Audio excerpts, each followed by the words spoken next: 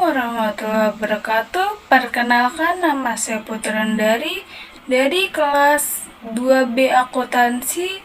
Saya di sini ingin menjelaskan tentang hubungan akhlak dengan tasawuf.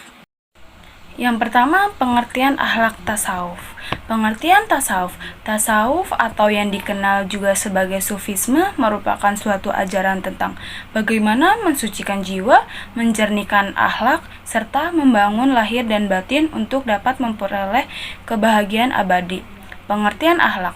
Akhlak memiliki artian peragai, tabiat, atau agama, sedangkan artian menurut yang lainnya yaitu etika yang menjadi pilihan dan harus Anda lakukan. Secara jelas, pengertian akhlak tasawuf merupakan perbuatan yang umat muslim lakukan dengan tujuan hal yang baik. Pengertian menurut para ahli ada 3, yaitu menurut Syekh Abdul Qadir Al-Jailani, tasawuf merupakan mensucikan hati dan melepaskan nafsu dari pangkalnya dengan khalwa, riyadhah, taubat, dan ikhlas. Yang kedua, menurut Al-Junaid, tasawuf memiliki makna kegiatan membersihkan hati dari yang mengganggu perasaan manusia, serta memadamkan kelemahan, menjauhi keinginan serta hawa nafsu, mendekati hal-hal yang diridhai Allah, serta bergantung pada ilmu-ilmu. Yang ketiga, menurut Syaki Ibnu Ajibah, ilmu yang akan membawa seseorang agar dapat dekat dengan Tuhan Yang Maha Esa melalui penyucian rohani serta mempermanisnya dengan amal-amal soleh. Dasar ilmu tasawuf ada 2, yaitu yang pertama surat Al-Baqarah ayat 115 yang artinya, dan kepunyaan Allah lah dari timur dan barat, maka kemampuan kamu menghadap, maka disitulah wajah Allah, sesungguhnya Allah adalah maha luas rahmatnya dan maha mengetahui. Yang kedua surat Qaf ayat 16 yang artinya, dan sesungguhnya kami telah menciptakan manusia serta mengetahui apa yang dibisikkan oleh hatinya, dan kami menjadi lebih dekat kepadanya dibandingkan urat lehernya. Lingkup tasawuf. Tasawuf bertujuan untuk memperoleh suatu hubungan khusus langsung dari Tuhan. Hubungan yang dimaksud mempunyai makna dengan penuh kesadaran bahwa manusia sedang berada di hadirat Tuhan. Kesadaran tersebut akan menuju kontak, komunikasi, dan dialog antara ruh manusia dengan Tuhan.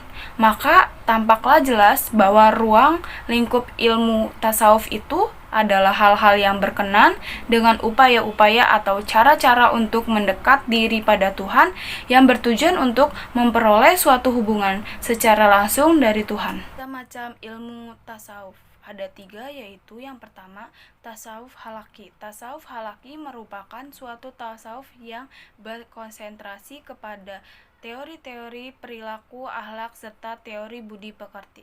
Tasawuf falsafi merupakan suatu tasawuf yang didasarkan kepada gabungan teori-teori tasawuf serta berbagai filsafat atau yang bermakna metafis atau mistik. Tasawuf ini juga kemudian dikembangkan oleh ahli-ahli sufi sekaligus filsuf. Yang ketiga, tasawuf Syi'i. Tasawuf Syi'i kemudian beranggapan bahwa manusia dapat meninggal dengan Tuhannya karena ia memiliki kesamaan esensi dengan Tuhannya. Konsep akhlak tasawuf.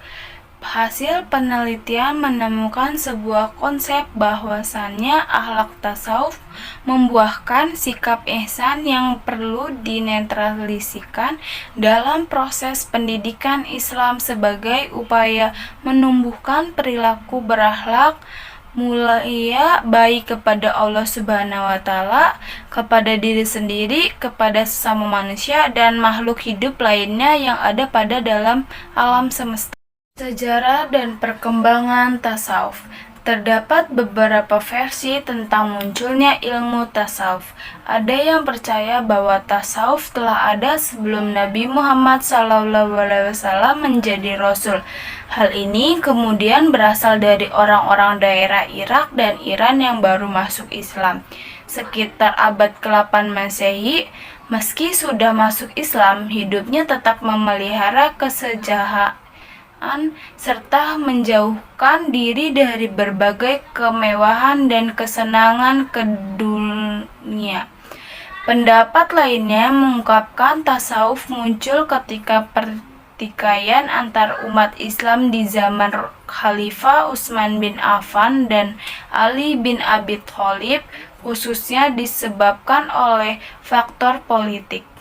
Pada abad kedua, tasawuf hanya terkenal di Kufah dan Bashrah. Baru pada pemula abad ketiga, tasawuf mulai tumbuh dan berkembang secara luas ke kota-kota lain, bahkan hingga ke kota Baghdad. Ilmu tasawuf telah tumbuh dan berkembang sejak lama, tepatnya sejak zamannya Nabi Muhammad SAW.